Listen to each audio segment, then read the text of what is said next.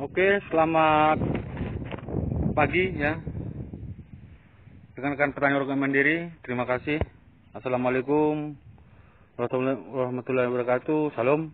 Di sini ya, saya akan menjelaskan sedikit ya, bagaimana ya petani jeruk itu bisa memanfaatkan Android di tangannya ya sebagai sumber ilmu pengetahuan ya. Ini bagi petani yang sudah punya Android, kita bisa masuk ya dari Google. Coba Anda lihat nanti aplikasinya Google ya. Mungkin Anda sudah mengetahui. Karena kenapa begitu? Bagaimanapun petani ya, apabila tidak mandiri dalam ilmu, itu saya rasa agak sulit.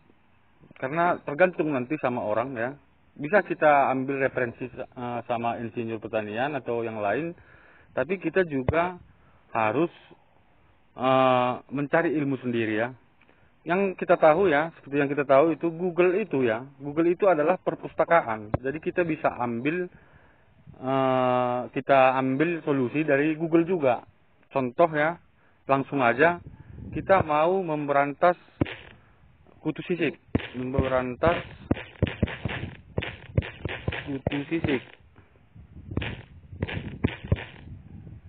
sisik pada jeruk.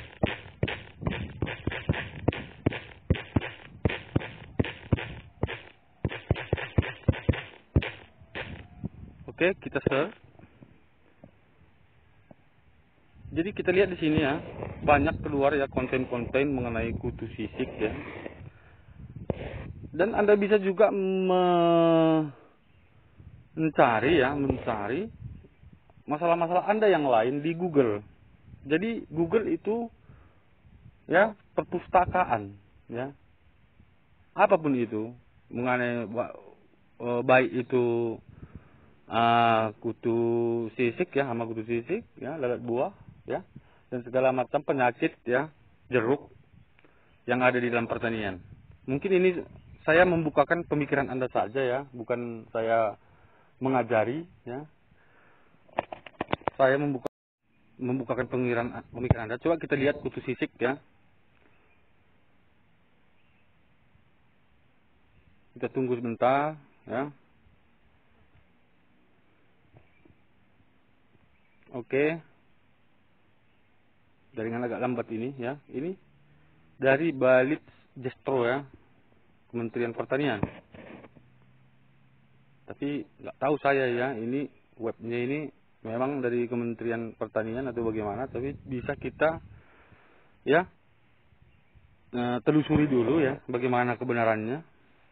Ya di sini langsung ya semua gejalanya begini ya.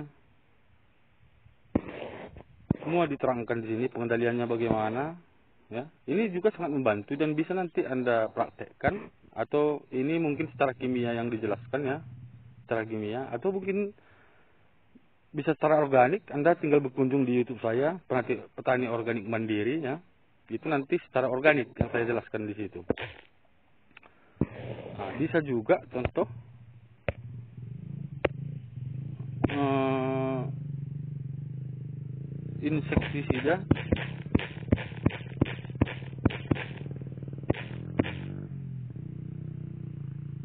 insektisida ya untuk lalat buah.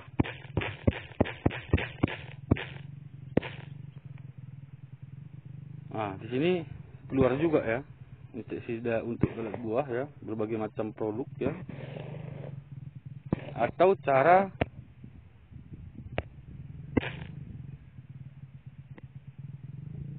atau bahan aktif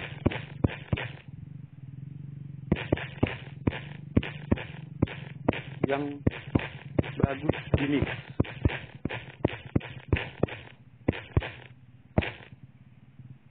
Kita tarik. Nah, ini keluar juga ya 3 prinsip dalam mencampur mixing pestisida, pedoman mencampur dan memadukan pestisida. Oke, kita masuk di belajar tani. Bagaimana cara mencampur ya, memixing itu insektisida dan jenis-jenis insektisida, ya. Bisa kita lihat di sini, ya, 3 prinsip dalam mencampur mixing pestisida yang tepat. Jadi bisa saya bilang, ya, Google itu, ya, bisa tempat Anda bertanya. Kadang kita nanya teman atau ada teman kita tanya, mungkin dia tidak ada waktu, ya. Di sini ada, di Google itu lengkap, ya. Lengkap. Oke, kita masuk dari cara mix.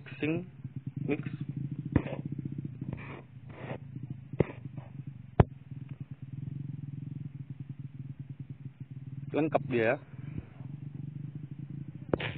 Oke, kita cari link yang lain, ya. Insektisida.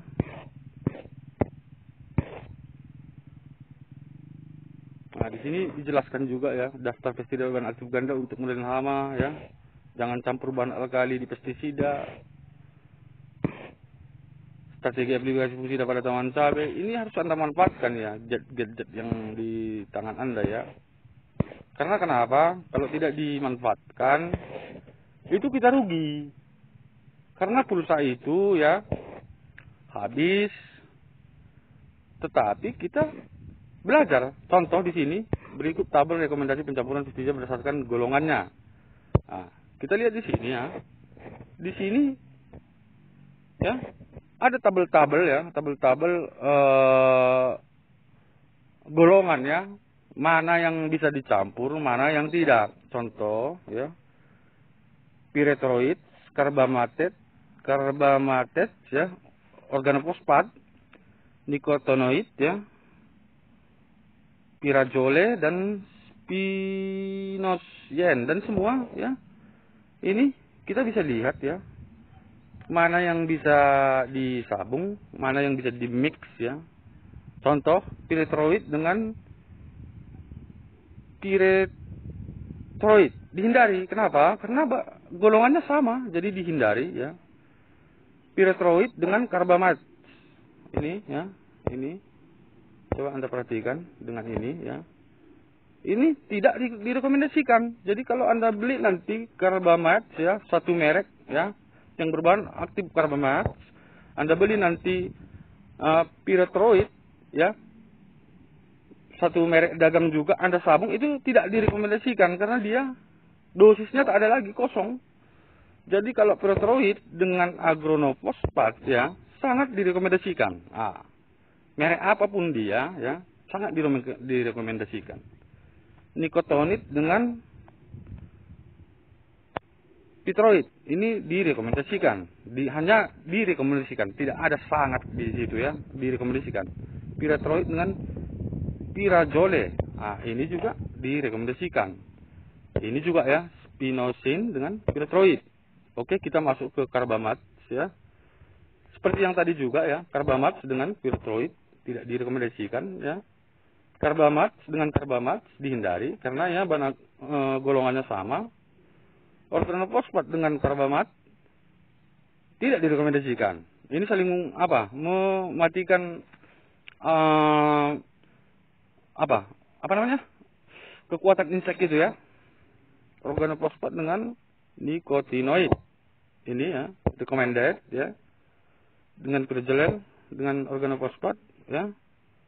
Mana itu tadi? Ini, ya, itu juga hanya direkomendasikan, tidak sangat, ya. Jadi kalau saya lihat di sini, ya, begitu juga sampai seterusnya, ya, bisa kita pahami. Yang sangat direkomendasikan ini pyrethroid dengan organofosfat. Itu sangat direkomendasikan. Spinosyn dengan nikotinoid, ya, ini sangat direkomendasikan.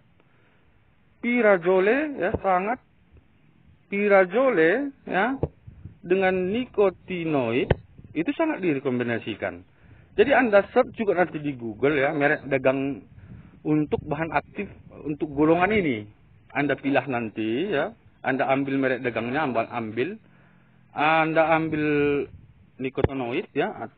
Ini yang sangat direkomendasikan tadi. Anda ambil pirazole, itu Anda cari juga di Google bahan dagangnya, ya. Anda mix, gitu dia. Begitu juga dengan yang lain, contoh Spirazole dengan Spinois. Ini dengan ini ya. Spirazole dengan Spinoisen.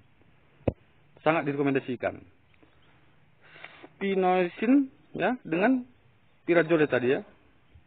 Spirazole ini juga ya. Sangat direkomendasikan.